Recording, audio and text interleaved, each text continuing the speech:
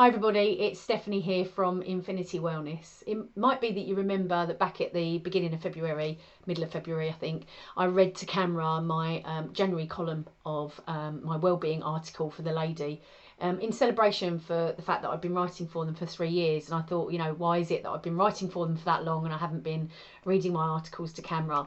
So I wanted to bring to you the February 2022 column, which talks about stop judging and just allow. Stop judging and just allow. And the headline says, we are often harsher on ourselves and others than we should be, but there are simple ways to mitigate that, says Steph Unthank. So I wrote this column back when the magazine was published at the beginning of February, so just in time for Valentine's Day. So there's a kind of a connection to that. Valentine's Day is a little like Marmite. Some people love it and others hate it. It's either a celebration of romance or a commercial horror, depending on your point of view, I guess.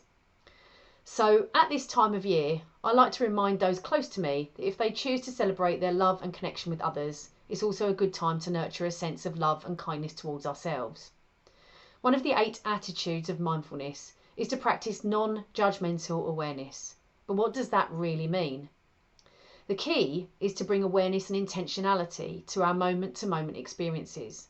By being aware, when we are automatically judging a situation or a person, we can learn to pause and get some perspective. Take a moment to think about how you judge yourself. It's common to get caught up in negative thinking about how we have reacted to situations, particularly where other people are involved. The wish I had, or if only, moments from the past are directly linked to how we judge our actions.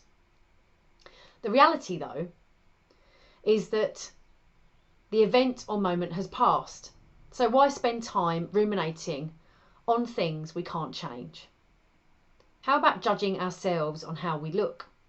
Body image and how we see ourselves in this modern age have such an impact on our mental health.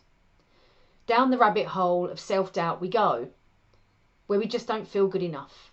And it's here that judgment creeps in again. What about our ability and how we can get tied up in judging whether we can or we can't do something, whether we're good enough? It's fair to say that we all know our limits, but often we judge far too quickly based on failed previous experiences. So how do we approach our judgments of self and others? And what can we do to change this mindset? Here are a few tips and techniques that you can implement today that will make a difference to your self-esteem, confidence, and general outlook in life. First, practice mindfulness. Just 5 minutes a day will help you to nurture a sense of focused awareness and attention. By training our brains to pay proper attention, we notice more of these moments of judgment and can take positive action towards our thoughts, feelings, and behaviours. Second, try to see it and name it. When self-judgment happens, label it and call it out. By doing this and saying to ourselves, there it is, I'm judging myself again, we can face up to it. We can lean into it. Over time, we build a better awareness of when it happens and we become more resilient.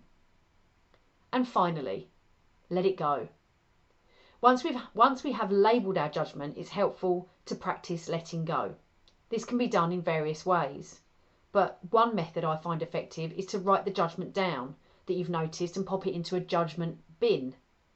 Find a container with a lid, make a note of the judgment, pop it in the container and seal the lid. You could even add a label to your container that says judgments, do not open. Then each week, be sure to throw these judgments and these notes away.